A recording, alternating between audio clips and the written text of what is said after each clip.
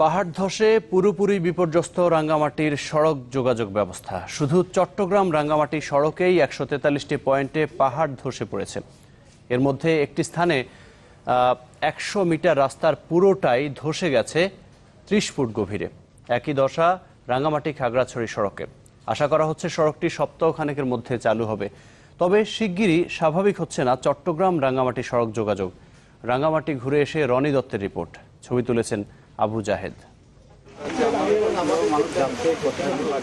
কোথাও মাটি পড়ে বন্ধ হয়ে গেছে চলাচলের পথ, কোথাও ধসে গেছে সড়কের অংশ, আবার কোথাও এতটাই নাজুক সেখানে যে সড়ক ছিল তা নিশ্চিত হওয়াও মুশকিল।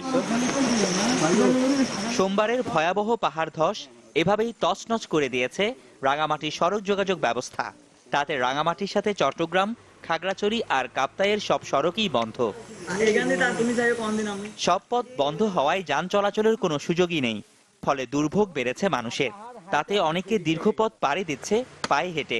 এই রাস্তাটা চলাচল করার জন্য আর কোনো বিকল্প রাস্তা নাই। তারপরে মানুষ এখন ঝুঁকি নিয়ে চলাচল করতেছে আর কি। সাময়িক চলাফেরা করার জন্য যদি রাস্তাটা ঠিক করা হয়, এটা আমাদের জন্য ভোগান্তি অনেকটা কমবে আর কি।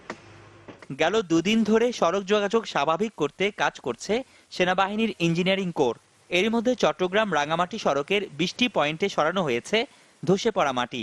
তবে রাঙ্গামাটি যাতায়াতের মূল পথ এই সড়কটি চালু করতে দীর্ঘ সময় লাগবে, কেননা সড়কটির অনেক জায়গায় পুরোটাই ধসে গেছে। পাহাড়ের একটা চাঙ্ক সেখানে অলরেডি স্লাইড করে বসে আছে। আমরা যদি নিচের মাটি সরানোর চেষ্টা করি বা ফিলিং করে কোনো রকম সেখানে ভাইব্রেশন হয়, তাহলে সেই অংশটাও স্লাইড করে পড়ে আরেকটা দুর্ঘটনা ঘটতে পারে। সো ওই অংশটাতে কাজ করার জন্য আমাদের হয়তো একটু সাবধানে কাজ করতে হবে। আমরা হয়তো পরশুদিনের মধ্যে গাড়ির জন্য খুলে দিতে পারবো না, কিন্তু পায়ে চলার রাস্তা খুলে দিতে পারবো।